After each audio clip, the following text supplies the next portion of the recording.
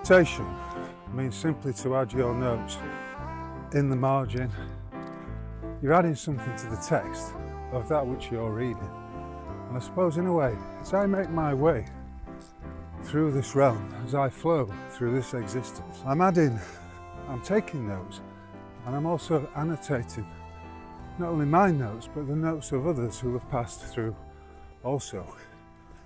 And it's important, is it not, to acknowledge the notes of those whom we have taken notice of. And in that sense, I wish to acknowledge the work of Jason Brashears of Archaics. It's a body of work that is way beyond any superlatives that I can come up with. You've got to see it for yourself.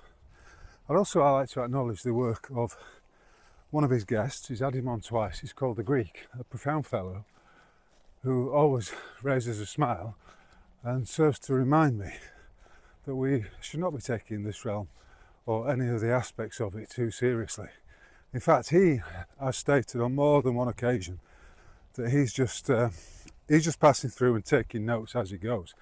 So literally, I'm standing on the shoulders of these two giants, as it were, both of whom have, in essence, simply reminded me when I needed to remember of who I am and what I am. So, gentlemen, for all of that and more besides, I thank you. Back to the subject of annotation. There's a lot of deceit in this realm. There's a lot of duplicity. And, inevitably, there's a lot of larping. Larping, remember, is the verb form of the noun live action role play, where individuals take on the roles that they've been assigned in a game. I think it goes back to the games that were played like Dungeons and Dragons back in the 90s. But whatever the origin, I have written about it before, and I have acknowledged that I'm larping about, that we all are. It's inevitable. You're in this realm, which is a stage. You cannot avoid acting, taking action. And as previously stated, even the act of getting out of bed in the morning, filling the kettle, putting it on and making yourself a cup of coffee is just that. It's an act. You're taking on the role, even if it's simply the role of a coffee maker. I don't wish to make it any more complicated than that. My job, if I have a job at all, is to synthesize things down to their essence, like a distiller synthesizes the alcohol to its purest form. Like a poet, when he's rhyming and jiving and at ease with the flow of life and taking note of all of that which occurs around him. A poet is essentially acting as a distiller of truth, of wisdom, of poetry, simply put. So in the previous essay which I wrote, I mentioned four LARPers, 4 live action role players in the shape of the World Marshall Fund. That's WMA, Marshall as in MARTIAL, which is headed up by 2 characters. I'm using the term characters specifically. One who self-styles himself as the Right Honourable Lee Clegg, who's evidently from England, and the other, who I believe resides in Virginia and goes by the name of General Belmont. It's a bit more grandiose than that, and I will provide his full title below. The other 2 characters which I mentioned are one certain Ian Clifford Stamp and a certain Simon Goldberg, who goes by the moniker The Spaniard and has done so for a number of years. Incidentally, I have met Simon, and if you're watching, Simon, hello. Long time no see.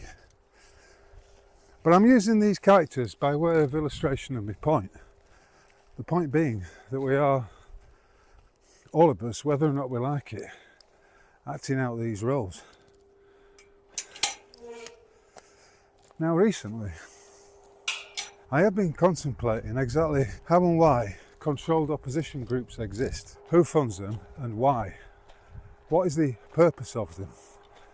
Because let's be clear, the powers that shouldn't be, the ruling dark overlords, whether they be in the shape of MI5, the CIA, Mossad, or some fictional crown entity. All of these are fictional, by the way, because this is a fictional realm, so how could there be any reality to attach to any of these agencies? All of them, each and every one of them, from time to time, and since their origin, has acknowledged the requirement for controlled opposition groups. As Stalin so famously put it, and he knew a thing about controlling the opposition, the best way to control the opposition is to lead it. And in the previous article, I did provide a linked piece about just what was going on in Russia with regard to this notion of controlling the opposition. Now, let's be perfectly clear. I'm not stating that I have any evidence and that I am not relying upon anything less than my intuition in my suggestions or my questioning of the actual role being played, the roles being played by the aforementioned characters. I don't know. And in some ways, I hope that they are not controlled opposition. But we have to judge the individuals, the entities, if you like, by the consequence of their actions, by the results of the methodologies that they are deploying. Now, 2 or 3 days ago, the World Martial Authority declared that they would remove anyone from their ranks and would no longer have any association with any individuals or entities, groups that were affiliated or associated in any way, shape or form to the aforementioned Ian Clifford Stamp. Apparently, and I don't know exactly what's been going on, Mr. Stamp has said something that they've taken umbrage with. That's as much as I know. Now, the effect of that has been, presumably, to remove podcaster Mel Clark and her partner Mick from the ranks of the WMA, because they have been working with Mr. Stamp in an attempt to alleviate the stress and the onerous fraud that has been perpetuated against them by the bankster that is allegedly holding, or is the holder in due course, of a mortgage note against their home. So I don't know if Mr. Stamp has said anything derogatory or has contradicted something or a key aspect of the WMA. I don't know. But Mr. Stamp is in the business of what he calls recoupment. And his game is to get people to join his affiliation scheme. They can pay up front or they can pay at the back end. An unfortunate turn of phrase, perhaps, in order that his various trusts and agencies can facilitate a recoupment of the stolen credits that sit in the Federal Reserve and that have been purloined, plundered, if you like, from all of us by the agencies of the World Bank and the Bank of International Settlements and their collection forces, such as the Inland Revenue Service, and in the UK, the Inland Revenue, the IRS and the HMRC, respectively. HMRC, yeah. The argument being that the ledger demonstrates that because we are operating, the whole world is operating in bankruptcy, and that there exists somewhere a ledger that accounts for every purchase you've ever made in your life, every settlement you've made, whether it be by direct debit, by cheque, presumably by cash as well, although I don't know how that can be proven. That every aspect of that is fraud, and that they have essentially stolen your credit, so you are entitled to a recoupment of that credit. It's quite a complex notion, and the methodology he appears to be deploying is going directly through the Federal Reserve using a special purpose vehicle in the shape of a trust. And whatever Mr. Stamp might be, whatever his motives might be, I have to say, he's very convincing. But then again, isn't that a hallmark of any con man? That there is an assuredness about them that leads you to believe in their competence, and from that you can become confident in their genuine nature and what they say being the actual case. It's interesting, you know, and I've fallen for confidence men in the past, most notably and most recently when it came to Michael Benessier and the Universal Community Trust. I've touched on it before, but I'm not going to go into it today because that's not the purpose of this afternoon's discourse. The WMA, meanwhile, is also tackling the various frauds of the financial system, and they are looking to set up their own financial institution. And according to the narrative that's put out by Lee Clegg, they are very close to achieving that. According to that narrative, they've been in discussions with the Barclays banking family, and very soon, it's always tomorrow perhaps, or a few weeks away, their cryptocurrency called Turon, Turon, which is apparently backed by the wealth and resources of the people and the lands upon which they stand under common law. Again, it's all very laudable and it's all very plausible, just like Ian Stamp's claims are, that those credits will be fungible and people will be able to use them to pay off the fraudulent debts that hang around their necks like nooses in the form of, for instance, mortgages. So you can see both Mr. Stamp and the WMA are offering solutions. But what if both entities are simply in the business of acting as controlled opposition? Controlled opposition that is specifically designed to keep the people waiting.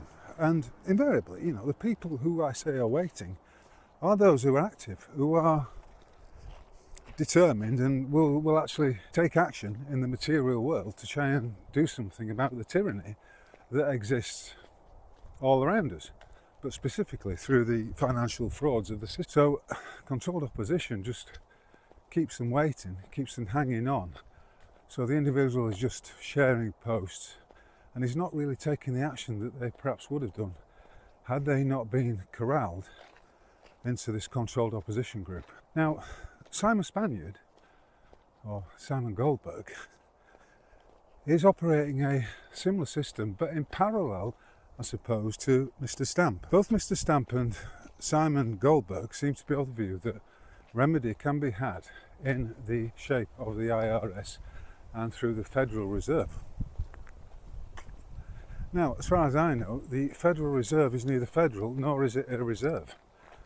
But hey-ho, let's just put that to one side for now. But interestingly, there have been a series of public and presumably private spats between Mr. Goldberg and Mr. Stamp.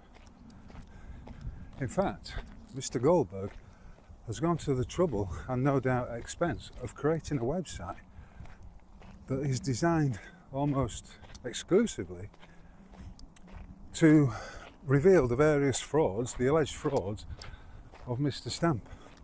Now, some people have alleged that Mr. Goldberg is in bed with the FCA, the Financial Control Agency, and that all of this is a front for that. I don't know. I've got no evidence to suggest that. All I'm saying, remember, is that we have to look at the effects of what's been going on. The spat between Ian and Simon, and the spat now between the WMA and Ian, all amount to the same thing. They cause division, they cause separation. And whilst all this is going on, people are less inclined to take action. They are simply waiting on what I've called before, and which I still stand by, the free beer tomorrow principle. You know, we'll keep offering you free beer tomorrow, but tomorrow never arrives. And it's a very attractive offer because the tyranny and the absurdity of the world is being ramped up all the time. It's all around us. It's becoming more and more absurd every day. But contrary to what I used to think, I'm now of the view that none of it is fucking real. None of it has any reality. It only exists insofar as we give it our energy and we give it our attention and we believe it to be a real thing. And if you listen to the broadcast of yesterday, you'll know exactly what I'm talking about. Digital currencies, electronic numbers on the screen, just like any fiat system, which may well be dependent upon inked numbers on a page of a ledger. They're both the same thing, but in essence they are both very vulnerable to catastrophe. A major catastrophe that takes out the whole infrastructure of our electronic world. A fire which burns down a storage facility in which any number of securities, paper securities, are being held, amounts to the same thing. Everything gets set back to zero. But you could also say, well, it's at zero anyway, because nobody really has anything. The monetary system is an illusion. It's fake. It has no reality whatsoever. And on that basis, you could say, well, if that is the case, what is it that Messrs. Stamp, Goldberg, Clegg and Belmont are offering? Is it not simply more of the illusion? Is it not simply more of the bunkum? Is it not simply an attempt to offer up something that is, like everything else, spiritual? And if we take the view that it is all spiritual, then really, how can you offer up a credit system that takes all that into account? And is it not just an illusion? Is it not just bullshit? This, to reiterate, is the change in perception that I've had regarding the money system. It's a subtle one, but just again, to re-emphasise the point, none of this is to state that I deny the existence of certain Judaic criminals who have, for at least as far as the British Isles is concerned, for over 1,000 years been backstage fiddling the system, practicing deception and fraud. That goes on, there's no doubt about it, but it's a fool's errand, because if you see it all as being animated by spirit, it cannot be controlled. The notion that a man or that a group of men can rule the world has long since been disproved. It's never happened, and any such attempt to do so invariably resolves itself in the form of overreach and collapse. And that's what we're looking at now, a collapse. And as Colin Mackay another friend of mine, Dave, I believe his name is, who has the Real Milk Company, again I'll link to his work below, he states quite clearly and quite correctly that we don't really need to do anything about it because it's just an illusion. All we need to do is to take note of it, to annotate it, if you like, to observe what's going on, to point it out, and inevitably it will all simply implode. So that's it. I'm just adding a few annotations to the script that I've been watching unfold over the last few days, and adding a bit of meat to the bones of my thoughts on the matter. Apparently it's going to be close to 100 degrees Fahrenheit this afternoon. I'm up near Swingate, Kimberley, and whilst it's warm, there is a cooling breeze taking effect. I'm walking into it right now. So as ever, thank you for your attention. If you are able and you wish to acknowledge the energetic imprint, the value, the electromagnetic value that my discourses and my writings provide, then please consider adding some electric charge to the Rogue Mail battery by way of a few coins into the buy me a coffee pot, if you catch my drift. Anyway, it's all currency. I'm flowing, I hope you're flowing too, and whosoever and wheresoever you might be, I wish you a splendid day. And that, of course, also includes the aforementioned larpers. I'm wishing the Right Honourable Lee Clegg, General Belmont, Ian Clifford Stamp and Simon Goldberg a marvellous day. And of course, ultimately, I should perhaps add that in the event that any and all of these individuals are genuine in what they are offering, then all of the aforementioned stuff really falls to one side. But I'm not quite sure right now. The chances that each and every one of them is genuine seem a bit slim to me from where I stand at this point.